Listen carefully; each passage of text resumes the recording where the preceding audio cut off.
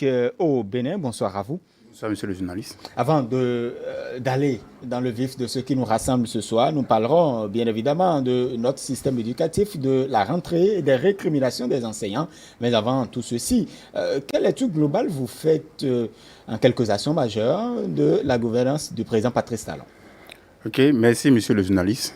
Il faut d'abord dire que le président Patrice Talon ne prend pas de décisions électoralistes, mais il prend des décisions populaires.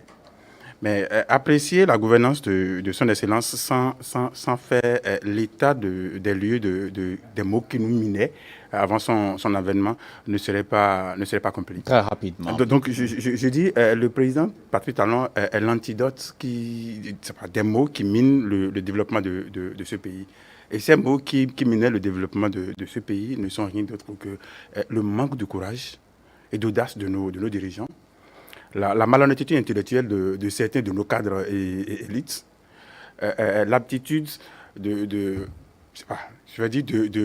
dénonciation hypocrite, assortie d'un sentimentalisme outrancier de la population, le mensonge et la démagogie de certains hommes politiques. Je peux donner des exemples dans chaque cas pour permettre à tout le monde de comprendre, mais je serai tellement trop bref. Très bien. Je dis manque d'audace. Dans ce pays, tout le monde avait décrié quelque chose qu'on appelle concours frauduleux. Les syndicalistes ont fait du tapage, on a fait beaucoup de choses. Mais le président est venu, il a mis une commission qui a travaillé, il a compris que le jeu n'est pas un jeu clair, il a annulé ce concours. Mais qu'est-ce qu'on a constaté?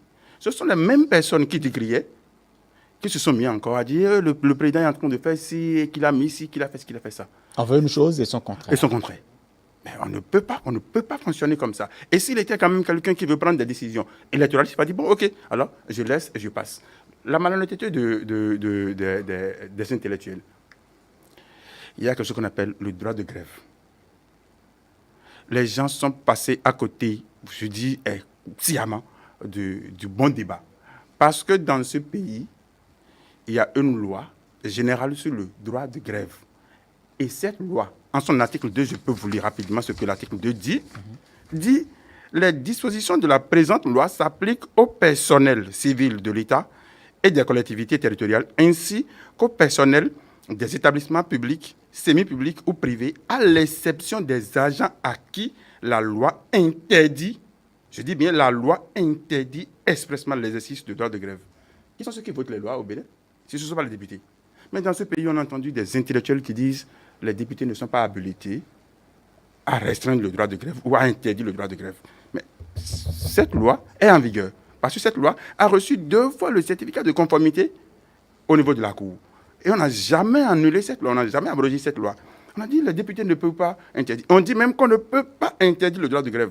Mais on n'a jamais dénoncé cette loi. Et c'est dans cette loi qu'il y a l'article 25 que tous les syndicalistes qui m'en excusent, même on dirait que quand on veut mettre un enfant syndicaliste au monde, déjà dans le ventre de sa maman, ils connaissent déjà l'article 25. Ils connaissent tous l'article 25, mais ils n'ont jamais lu l'article 2 qui dit qu'on peut interdire le droit de grève. Et cette décision, je vous ai dit que ça a eu 2 fois le certificat de conformité. Et donc c'est cela vous appelez la malhonnêteté intellectuelle. J'en viens. Et ça c'est sous Ouensou, Madame Ouensou. En 2006, cette même Ouessou dit qu'on ne peut pas interdire le droit de grève parce que le droit de grève est absolu. Là, déjà, il y a déjà un revirement. Il y a déjà la remise en cause de la chose jugée par elle-même. En 2011, la cour de Robert Dessous, que vraiment, il y a une décision, et je vais vous donner peut-être le numéro de cette décision. C'est décision DCC 11/065. Je demande à tous ceux qui aiment un tout petit peu la lecture d'aller lire cette décision. La Cour a fait un coup de droit. De toute façon, vous notez qu'il y a l'audace et qu'il y a le courage. Ce sont là ce que vous notez essentiellement en ce qui concerne la gouvernance du président Patrice Talon. Maintenant, nous revenons à notre sujet. Le sujet, c'est bien évidemment la rentrée, les enseignants et tout cela. Voilà. Quel regard vous portez justement sur notre système éducatif au Bénin? Ok. Je pense que même les acteurs du système éducatif reconnaissent que notre éducation, en tout cas notre système éducatif, va mal. Tout le monde reconnaît. Mais la seule chose, c'est que personne n'aime aller au feu, personne n'aime prendre la décision. Tout le monde aime critiquer, mais personne n'est prêt à dire, bon, OK, on dénonce, mais on ne prend jamais la décision. Et c'est ce que nous vivons depuis toujours, et c'est ça qui nous arrière. Le système éducatif, à la date d'aujourd'hui. Je vais vous donner un petit exemple. Beaucoup envoient leurs enfants dans les établissements privés. Ce n'est pas parce qu'ils ont vraiment envie d'envoyer les enfants dans les établissements privés. Mais c'est simplement parce qu'on constate que vous envoyez vos enfants dans l'établissement public. Si ce n'est pas la grève à ne jamais finir, c'est peut-être que les campagnes que nous faisons chaque année et que les enseignants laissent les élèves et puis ils vont en campagne. Mais quand c'est comme ça, c'est que c'est difficile de pouvoir... Le président a fait une émission, je crois, un peu avant le 1er août. Mais il a dit, on a fait une évaluation sur 10 pays francophones et que le Bénin se trouve être l'avant-dernier, je crois, l'avant-dernier, le 9e. Mais déjà, avant 112, la Révolution, il y a un certain Emmanuel Monnier qui a dit, et nous aimons citer ce qui est bon dedans, mais on ne cite pas la suite. Tout à fait. Emmanuel Monnier disait quoi? Le Dahomey, parce qu'en son temps, c'est le Dahomey. Le Dahomey est le quartier latin de l'Afrique. Mais cet intellectualisme, fait de méchanceté, de mesquinerie, est de nature à retarder le développement du pays. Ça veut dire quoi? Que déjà, on disait que nous sommes un pays, nous sommes le quartier latin. Mais est-ce que nous continuons d'être le quartier latin? Mais si nous ne continuons pas, c'est simplement parce qu'on n'aime pas prendre les bonnes décisions. Le système éducatif actuel est malade et il faut vraiment réformer, il faut prendre des décisions courageuses, audacieuses pour changer les choses. Sinon... Est-ce que l'une des solutions aujourd'hui, est-ce que c'est l'évaluation pédagogique des enseignants? J'ai dit... Le gouvernement a déjà initié cela, oui, par exemple. Il y a des mots qu'on ne traite pas juste, je dirais, un seul symptôme. Non. Parce que si vous souffrez de paludisme aujourd'hui, on va vous prescrire des antipaludéens, mais on va vous demander encore de prendre d'autres médicaments pour renforcer. Ça fait partie des solutions. Et là, l'évaluation des enseignants. Les enseignants qui évaluent les élèves, on veut les évaluer et ils refusent même. Imaginez un instant que vous êtes enseignant dans une classe, vous évaluez vos apprenants et vous constatez qu'il y a quelqu'un qui a vu la copie et qui a déjà mis ça à la disposition de tout le monde et que vous constatez qu'il y a une tricherie. Vous dites, j'annule l'évaluation, je reprends et les enfants refusent. Imaginez un instant. Et non seulement ça, on est en train de donner un mauvais pli aux enfants. Parce que si les enfants devant leur télé regardent que les enseignants refusent l'évaluation, mais qu'est-ce qui les empêche de refuser l'évaluation? Ils ont le droit de refuser. Ça veut dire que quoi? Ça veut dire que nous disons à nos enfants, refusez aussi quand nous allons vous demander d'être évalués. C'est bizarre, ça sort de l'entendement. On pouvait peut-être dire, bon, OK. Mais une première fois, ils ont eu la bonne foi, même si ce n'est pas tout le monde, ils ont eu la bonne foi de composer et c'est pour une seconde fois que véritablement, c'est vrai que l'apprenant qui va refuser de se faire évaluer une seconde fois avait aussi accepté se faire évaluer une première fois, malgré qu'il sait pertinemment qu'il avait déjà vu. Je ne dis pas que les enseignants ont vu des épreuves, c'est juste que je suis en train... C'est une illustration, une caricature. Donc, les apprenants aussi, ils disent, OK, non, on avait déjà composé une première fois. Et bon, OK, s'il y a tricherie, mais nous, on ne sommes pas responsables. On ne veut pas composer. Mais ça veut dire quoi? Que nous apprenons à nos enfants de désobéir. Parce que ça, c'est la désobéissance. Moi, j'appelle ça de la désobéissance. Il n'y a même pas une raison. Et l'évaluation. On n'a pas dit qu'on va évaluer pour dire, bon, OK. Et pourquoi les enseignants évaluent les élèves? C'est pour voir leur niveau. C'est pour pouvoir savoir, OK, cet apprenant manque d'évolution dans tel domaine, alors il faut lui faire ci, il faut lui faire ça. Puis si on ne les évalue pas, comment on saura qui n'est pas bon, qui est bon, ou qui mérite un plan de formation? Un complément. Non, mais moi je ne trouve pas. Refuse une évaluation. Des gens qui éduquent, qui évaluent, refusent l'évaluation. Mais il y a quand même une alternative pour ces enseignants. Aujourd'hui, le ministre en charge des enseignements maternels et primaires estime qu'il y a un plan de formation qui est destiné pour ces enseignants qui ont boycotté la seconde évaluation. Mais s'il arrivait que les résultats ne sont pas des plus meilleurs, ils seront radiés.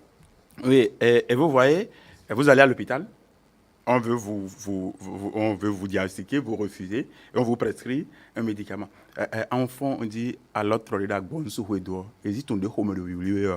c'est juste pour dire que le lézard qui a son ventre pâté, on ne saura pas lequel des lézards a des maux de ventre. Mais il faut permettre d'abord l'évaluation pour détecter. Puis là, on va faire un foutu. Parce qu'on ne saura pas qui manque. Nous ne manquons pas tous de la même chose.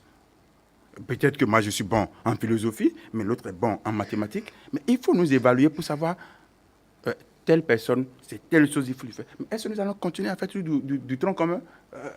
Non.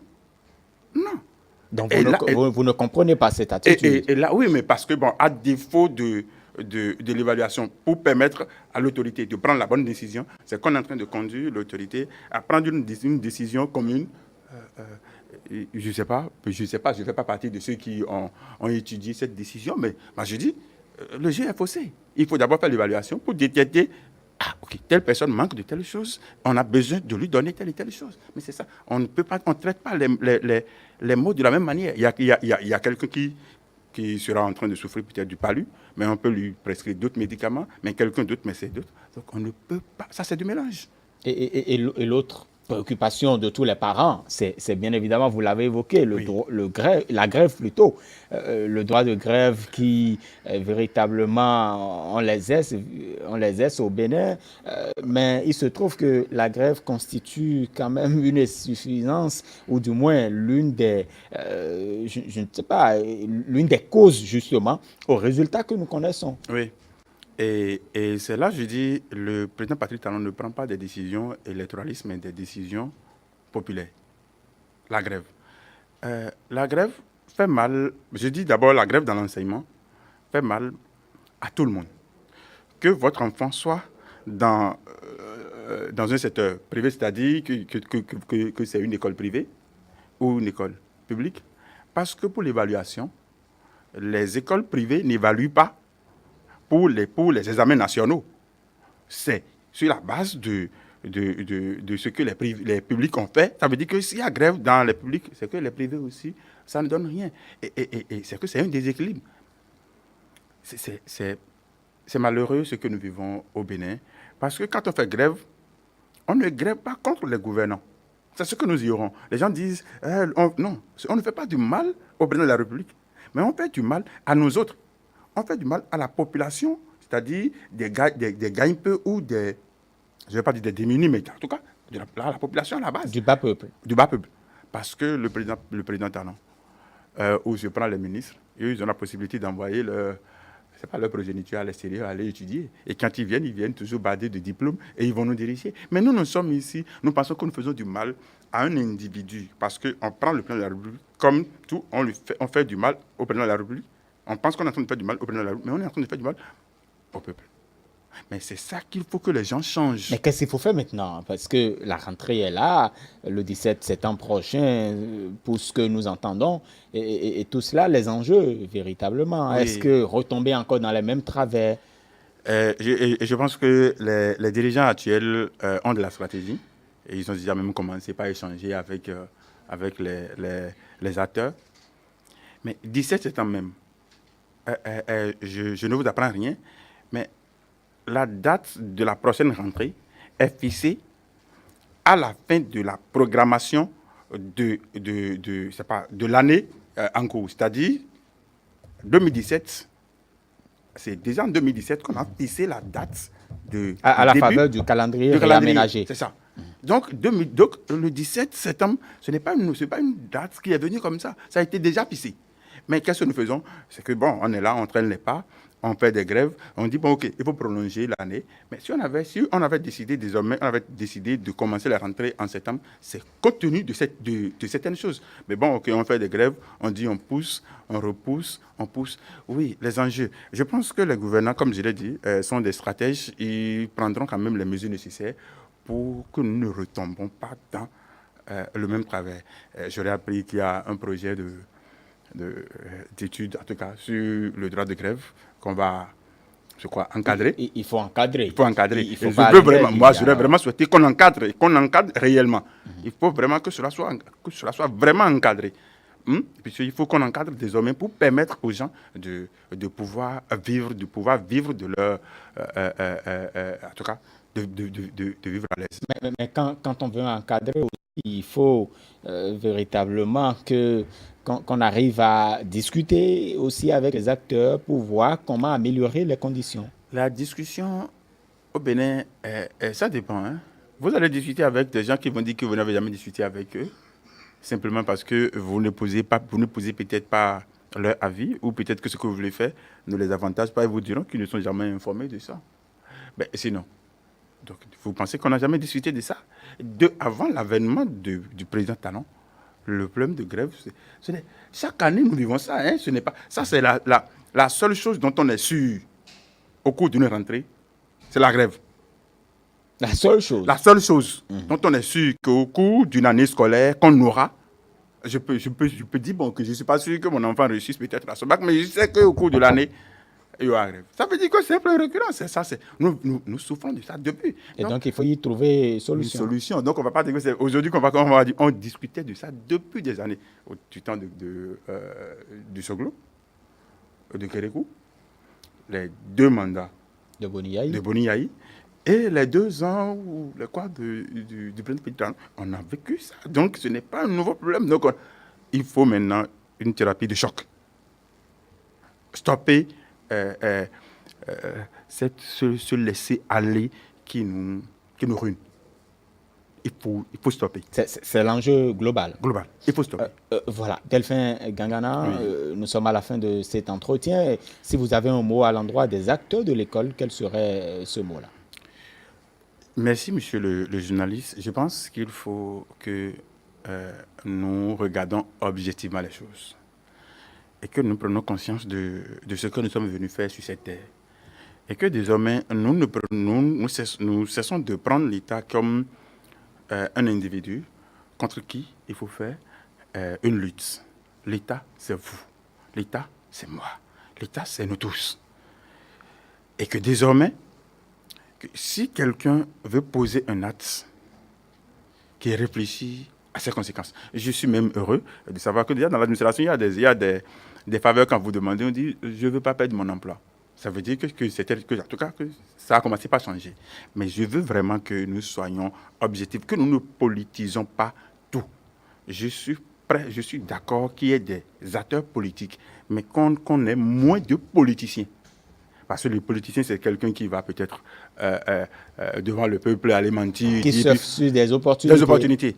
Mais les hommes politiques, c'est des gens qui parlent des affaires de la République. Je veux qu'il y ait des hommes politiques, mais des hommes politiques, comme l'autre l'a dit, vertueux, conscients de ce qu'il faut œuvrer pour le développement de la nation. Et donc tous ensemble pour le développement, du Bénin. Merci beaucoup à vous, Delphin Gangana. Je rappelle que vous êtes technicien en assurance, mais vous êtes observateur de la vie politique au Bénin. Merci beaucoup. Nous allons vous proposer maintenant, et comme à tous nos téléspectateurs d'ailleurs, cette rubrique Bénin révélé, c'est par rapport à la modernisation du foncier au Bénin, et justement l'Agence nationale du domaine et du foncier impulse la modernisation du foncier. C'est à travers ce mini-document que nous vous proposons.